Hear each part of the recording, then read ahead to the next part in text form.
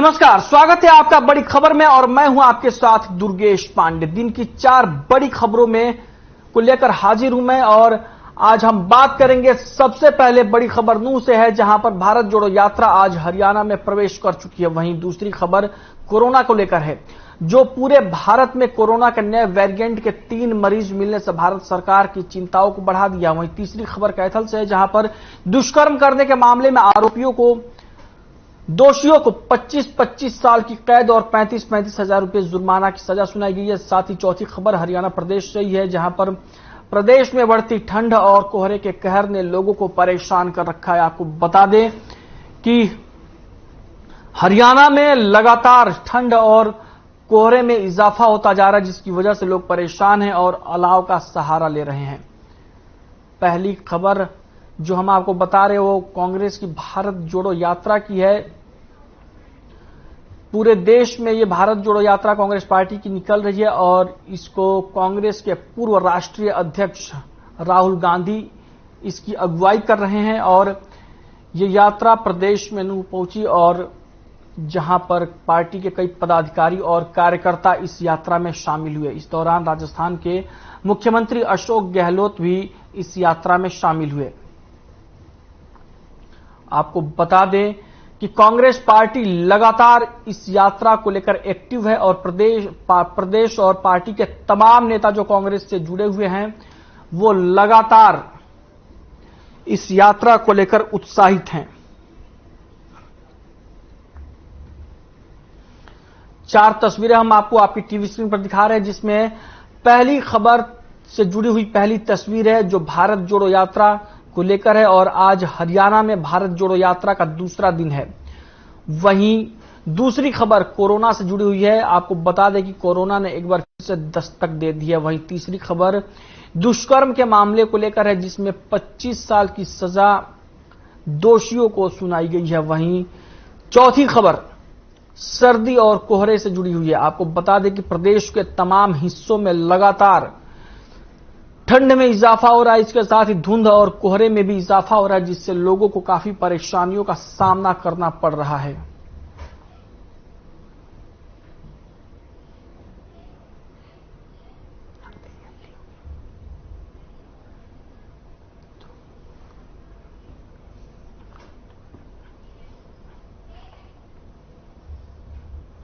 वहीं बढ़ते हैं पहली खबर की ओर। कांग्रेस सांसद राहुल गांधी ने पार्टी के नेताओं और कार्यकर्ताओं के साथ बुधवार सुबह हरियाणा के नूंह से भारत जोड़ो यात्रा शुरू की। नूंह में राहुल गांधी की भारत जोड़ो यात्रा सोहना के लिए निकली और वहां से यात्रा में हरियाणा कांग्रेस के तमाम विधायक, राज्यसभा सांसद दीपेंद्र हुड्डा और पूर्व सीएम भूपेंद्र सिंह हुड्डा शामिल हुए। यात्रा में राजस्थान के सीएम अशोक गहलोत समेत पार्टी के अन्य नेता भी शामिल हुए। राहुल गांधी ने कहा कि कोई भी शक्ति इस यात्रा को रोक नहीं सकती है, क्योंकि ये यात्रा कांग्रेस की नहीं है बल्कि देश के बेरोजगार युवाओं की, मजदूरों की, छोटे दुकानदारों की और किसानों की है। भारत जोड़ो यात्रा की तस्वीरें आप अपनी टीवी स्क्रीन पर देख सकते हैं। इन तस्वीरों में आप साफ तौर पर देख सकते हैं कि कांग्रेस के पूर्व राष्ट्रीय अध्यक्ष और वायनाड से सांसद राहुल गांधी इस यात्रा की अगुवाई कर रहे हैं और तमाम जो कांग्रेसी नेता है वो इस यात्रा में दिखाई दे रहे हैं। वहीं इस खबर पर ज्यादा जानकारी के लिए हमारे साथ हमारे ब्यूरो हेड नूंह से सुशील कुमार सिंह जुड़ चुके हैं। सुशील, क्या कुछ अहम जानकारी है खबर को लेकर? सुशील, आपको मेरी आवाज सुन रही है? बिल्कुल दुर्गेश, यात्रा की शुरुआत नूंह से हुई है और नूंह के बाद घासेडा में एक जनसभा को राहुल गांधी ने संबोधित किया। लाखों की तादाद में लोग मौजूद थे, पूरे हरियाणा से तमाम विधायक और तमाम अधिकारी मौजूद थे, वहां पार्टी के पदाधिकारी मौजूद थे और उसके बाद यात्रा वहां से शुरू हुई है। और यात्रा को देखें तो पूरा का पूरा उत्साह दिख रहा था और अब सोहना में समय था और सोहना पहुंचने वाली है यात्रा। अभी पहुंची नहीं है, लेकिन माना जा रहा है कि 1 घंटे के अंदर यहाँ सोहना पहुंचेगी और अंबेडकर चौक पर डॉक्टर भीमराव अंबेडकर जो सोहना मेन चौक है और वहां कोर्ट के ठीक सामने अंबेडकर चौक पर यात्रा पहुंचेगी। और यहाँ यात्रा को अंबेडकर की मूर्ति के पास एक छोटी सी जनसभा की व्यवस्था की गई है। हालांकि अब एक है कि रखी जाएगी और उसके बाद यात्रा को यहाँ से लाख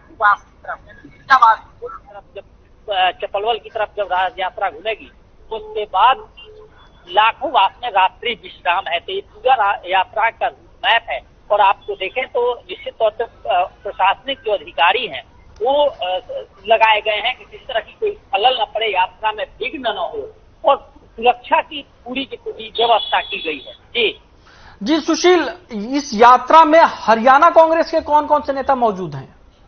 निश्चित तौर पर तमाम हरियाणा कांग्रेस के जितने 31 एमएलए हैं सभी एमएलए इसमें मौजूद हैं। भूपेंद्र हुड्डा खुद मौजूद हैं, इसमें दीपेंद्र हुड्डा मौजूद है, तमाम बड़े नेता मौजूद हैं और सभी पूरे हरियाणा कांग्रेस के तमाम नेता, चाहे वो कैप्टन अजय सिंह यादव हो या फिर कुमारी सैया हो, सबको इसमें देखा जा रहा है। और कहीं ना कहीं जो हमेशा खबरें आती थी कि गुटबाजी, उन सभी खबरों पे विराम लगी है और अब तमाम बड़े नेता एक छत के नीचे हैं और राहुल गांधी की जो यात्रा चल रही है उसमें साफ साफ है। जी सुशील, ये यात्रा नूंह से शुरू होकर किस रूट से होती हुई सोहना आ रही है?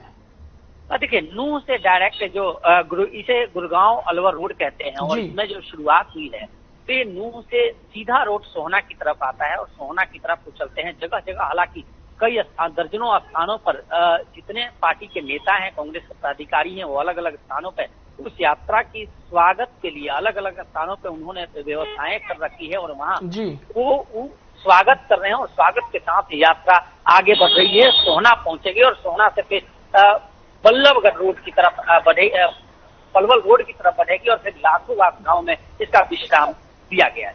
जी सुशील, सोहना में हरियाणा कांग्रेस के कौन बड़े नेताओं में से अगर कोई हो जो यात्रा की स्वागत के लिए हो तो उसका जरा नाम बताते आप।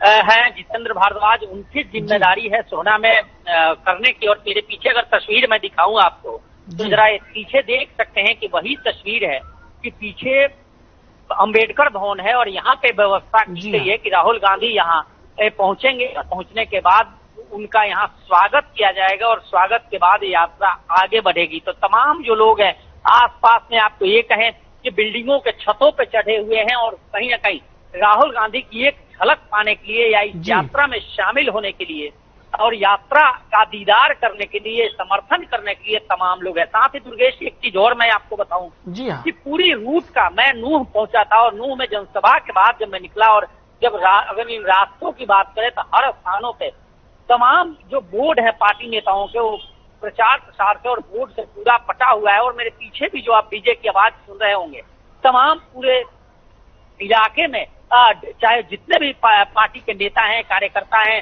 कांग्रेस से जुड़े हुए लोग हैं, वो डीजे के साथ सड़कों पर निकले हैं और जत्था का जत्था सड़कों पर निकलकर इस यात्रा को समर्थन दे रहा है। जी शुक्रिया सुशील, काफी अहम जानकारी आपने हमारे दर्शकों तक पहुंचाई। तो कांग्रेस की भारत जोड़ो यात्रा लगातार अपनी प्रगति पर है और हरियाणा में यात्रा का आज दूसरा दिन है।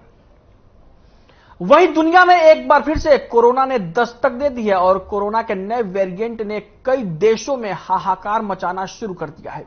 भारत में भी कोरोना के नए वेरिएंट के 3 मरीज आने से भारत सरकार की चिंताएं बढ़ गई हैं। वहीं अंबाला का स्वास्थ्य विभाग भी कोरोना को लेकर काफी अलर्ट है। इस बारे में नागरिक अस्पताल की मेडिकल अफसर डॉक्टर चित्रा ने बताया कि स्वास्थ्य विभाग तो हमेशा से ही कोरोना को लेकर अलर्ट है और अस्पताल में स्वास्थ्य विभाग का स्टाफ मास्क का प्रयोग कर रहा है और लोगों को भी जागरूक किया जा रहा है। साथ ही उन्होंने यह भी कहा कि जिन लोगों ने बूस्टर डोज नहीं लगवाई है वो बूस्टर डोज जरूर लगवाए। शहरी क्षेत्रों में स्वास्थ्य सेवाओं में सुधार लाने के बाद अब जल्द ही हरियाणा के ग्रामीण इलाकों में स्वास्थ्य सेवाओं का भी कायाकल्प किया जाएगा, जिसका स्वास्थ्य मंत्री अनिल विज ने रोडमैप भी तैयार कर लिया है। हरियाणा के ग्रामीण इलाकों में स्थित 160 से ज्यादा पीएचसी, सीएचसी और अन्य स्वास्थ्य केंद्र जो जर्जर हालत में हैं, उनमें सुधार किया जाएगा।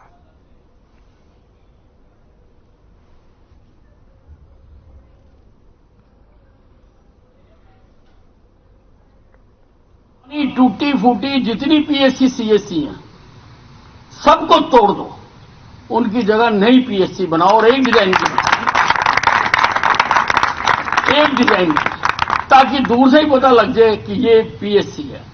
162 हमने आइडेंटिफाई कर लिए कि जिनको हम तोड़ के नहीं बनाएंगे, और उनका मैंने आदेश दे दिए कि आप जल्दी इनको तोड़कर नहीं बनाएंगे। का नया वेरिएंट है, घबराने की बात नहीं, वो काफी पुरानी खबर है। और हिदायतों का ऐसे है कि जो पहले कोविड की हिदायतें थी कि प्रिवेंशन रखें, ध्यान रखें, अपने हाथों को सैनिटाइज करें, सामान को हाथों को धोते रहे बार बार, मास्क का प्रयोग करें, वो जरूरी है। मास्क हम जब भी घर से बाहर निकलें उसका प्रयोग जरूरी है। पब्लिक प्लेसेस में जाएं, चाहे वो हॉस्पिटल हो या कोई भी क्राउडेड प्लेस हो, तो हमें मास्क जो है वो जरूर पहनना है। घर आके अच्छी तरह हाथ धोने हैं, कपड़े बदलने हैं।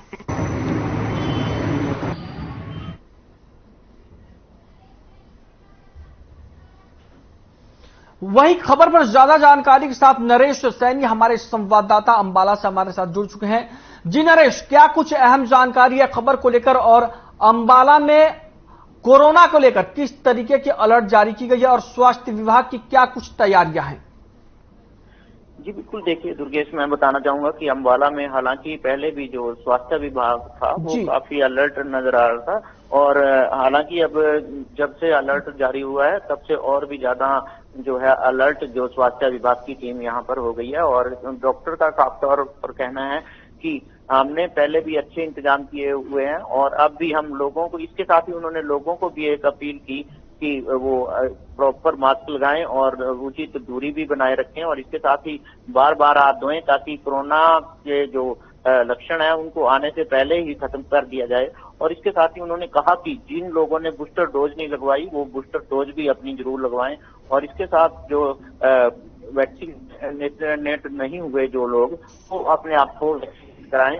और इसके साथ कह सकते हैं कि स्वास्थ्य विभाग पूरी तरह से अलर्ट है, और जो स्वास्थ्य विभाग के स्टाफ है वो मास्क पहनकर काम कर रही है। जी नरेश, स्वास्थ्य विभाग तो अलर्ट है, लेकिन जब कोरोना के मद्देनजर क्या प्रशासन ने भी कोई एडवाइजरी जारी की है, जिला प्रशासन ने?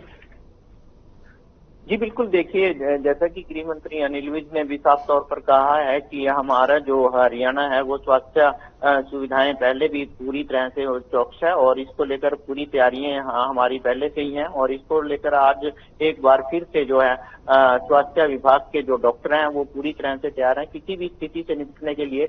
जो प्रॉपर इंतजाम इन्होंने कर रखे हैं, और इसके साथ ही जो एक लोगों को संदेश भी दिया जा रहा है कि वो कोरोना से बचने के लिए अपने आप को जो कोरोना गाइडलाइन है उसका पालन जरूर करें। और कह सकते हैं कि स्वास्थ्य विभाग के साथ साथ जो लोग हैं उनका भी सहयोग जरूरी है, क्योंकि अगर एक स्वास्थ्य विभाग के अकेले से काम नहीं हो सकता तो उसके साथ साथ जो लोगों को भी जागरूक होना पड़ेगा, और इसी के चलते कहीं ना कहीं कोरोना को जैसे पहले मात दिया है, एक बार फिर कोरोना की लहर को आने से पहले ही दबा दिया जाएगा। जी नरेश, इस पूरे इशू को देखते हुए जो कोरोना के जो मामले सामने आ रहे हैं, क्या जिला प्रशासन कोई सख्ती बरतने के मूड में है, या जैसे सामाजिक दूरी जो है उसको अनिवार्य कर दिया गया जाए, या फिर मास्क को पहनना जरूरी कर दिया जाए, इस तरीके की सख्ती के मूड में क्या जिला प्रशासन दिख रहा है? देखिए मैं बताना चाहूंगा कि अंबाला के जो स्वास्थ्य विभाग की टीम है उनकी अभी एक मीटिंग होनी है, और मीटिंग के बाद ही ये फैसला लिया जाएगा, और जो भी गाइडलाइन जारी होगी उसके अनुसार ही अगर सख्ती बरतनी पड़ी तो सख्ती भी बरती जाएगी। कह सकते हैं कि जैसे पहले भी स्वास्थ्य विभाग की टीम ने पूरे चौकस होकर काम किया था, और एक बार फिर से जो स्वास्थ्य विभाग है वो पूरी तरह से चौकन्ना है, और इसके साथ ही जो जिला प्रशासन है वो भी अपने आप में कहीं ना कहीं एक स्वास्थ्य चौकन्ना है, और इसके साथ ही सरकार की जो गाइडलाइन है उसके अनुसार ही स्वास्थ्य विभाग भी काम करेगा। और जैसा कि जो केंद्रीय मंत्री मनसुख मंडाविया ने भी कहा है कि अब थोड़ा अलर्ट रहने की जरूरत है, उसी के अनुसार ही आज ये स्वास्थ्य विभाग की टीम भी पूरी तरह से अलर्ट हो गई है, और लोगों को भी जागरूक किया जाएगा। और इसके साथ कह सकते हैं कि जो अंबाला का, क्योंकि यहाँ से जो गृह मंत्री अनिल विज हैं वो स्वास्थ्य मंत्री भी हैं और उनका गृह क्षेत्र है, और इसके चलते कहीं ना कहीं अंबाला एक पूरी तरह से अलर्ट है। जी शुक्रिया नरेश, काफी अहम जानकारी आपने हमारे दर्शकों तक पहुंचाई। तो अंबाला में स्वास्थ्य विभाग कोरोना को लेकर अलर्ट नजर आ रहा है। वही कैथल में 8वीं कक्षा में पढ़ने वाली 14 वर्षीय नाबालिग के साथ नशीला पदार्थ उसको सुंघाकर दुष्कर्म करने के मामले में 2 आरोपी दो आरोपियों को दोषी करार देते हुए 25-25 साल कैद और 35-35 हजार रुपए जुर्माने की सजा सुनाई गई है। अतिरिक्त सेशन जज पूनम सुनेजा ने अदालत में फैसला सुनाते हुए कहा कि जुर्माना अदा न करने की सूरत में आरोपियों को 7 महीने की अतिरिक्त सजा काटनी होगी। इसी के साथ जिला विधिक सेवाएं प्राधिकरण की मार्फत पीड़िता को 6.5 लाख रुपए के मुआवजे की रकम देने के लिए भी अदालत ने आदेश दिया है। वहीं दोषी से जुर्माना वसूलने पर पीड़िता को उसमें से भी रकम दी जाएगी।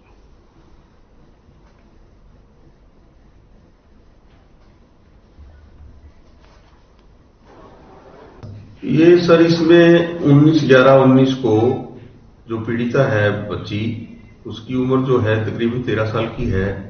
उसने बताया कि थाने में आके, क्लैथ थाना में आके उसने एप्लीकेशन दी है कि जी वो अपने घर में रात को सो रही थी, तो उनका घर खेतों में बना हुआ है और वो जब बाथरूम करने निकली तो जो बाथरूम है वो बाहर की साइड है।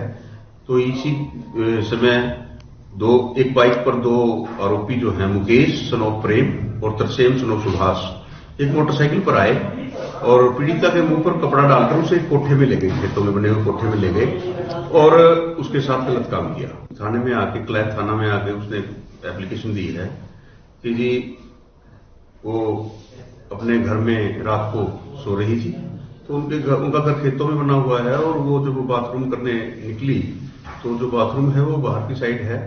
तो इसी समय एक बाइक पर 2 आरोपी जो हैं, मुकेश सन ऑफ प्रेम और तरसेम सन ऑफ सुभाष, एक मोटरसाइकिल पर आए और पीड़िता के मुंह पर कपड़ा डालकर उसे एक कोठे में ले गए, खेतों में बने हुए कोठे में ले गए और उसके साथ गलत काम किया।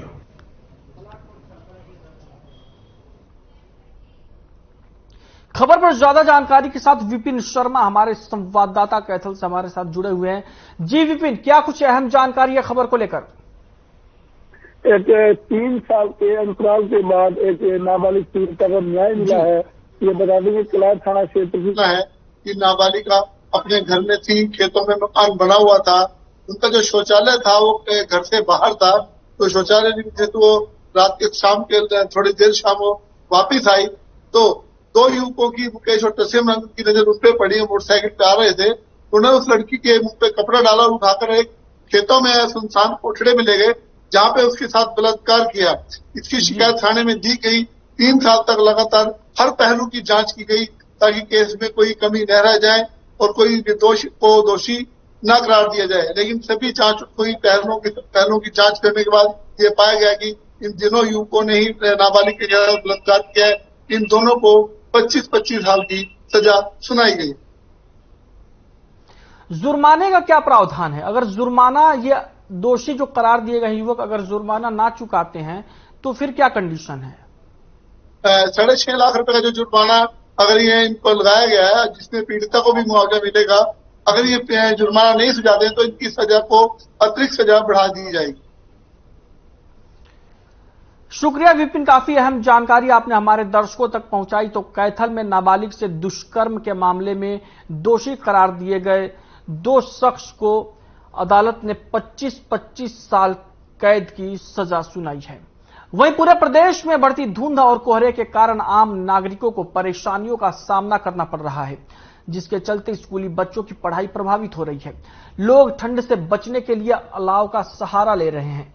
कोहरा और बढ़ती ठंड फसलों के लिए लाभकारी साबित हो रही है। वहीं किसानों ने बताया कि सरसों और गेहूं की फसल के लिए ठंड का मौसम बहुत ही फायदेमंद है, जिसके कारण सरसों और गेहूं की फसल में भरपूर पैदावार हो पाएगी। वहीं चौधरी चरण सिंह हरियाणा कृषि विश्वविद्यालय के अंतर्गत कार्यरत कृषि विज्ञान केंद्र फतेहाबाद ने जानकारी साझा की है कि जिला फतेहाबाद में आने वाले दिनों में 25 दिसंबर तक शुष्क मौसम संभावित है। दिन और रात के तापमान में 1 से 2 डिग्री सेल्सियस का अंतर देखने को मिलेगा और इस दौरान कोहरा छाए रहने और 24 से 25 दिसंबर में बादलवाही भी हो सकती है। 5 दिनों में तापमान में काफी उतार चढ़ाव देखने को मिल सकता है।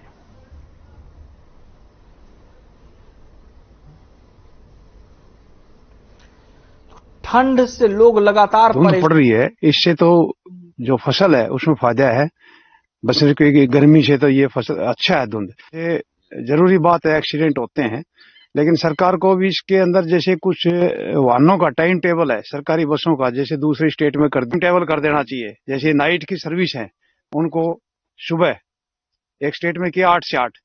जो ड्राइवर होते हैं उनको अपनी बसेस का लाइट वगैरह इंडिकेटर जला के ऑन रखना चाहिए, इससे दुर्घटनाएं कम होती हैं। और स्पीड लिमिट में रहनी चाहिए, ज्यादा नहीं होनी चाहिए, इससे दुर्घटना कम होने के चांसेस होते हैं।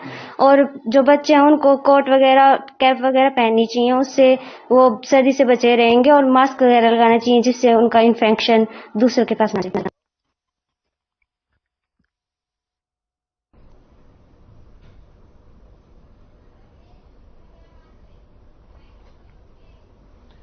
खबर पर ज्यादा जानकारी के साथ रमेश ढाका हमारे संवाददाता फतेहाबाद से हमारे साथ जुड़े हुए हैं। रमेश, क्या कुछ माहौल है फतेहाबाद में और किसानों का क्या कहना है इस मौसम को लेकर?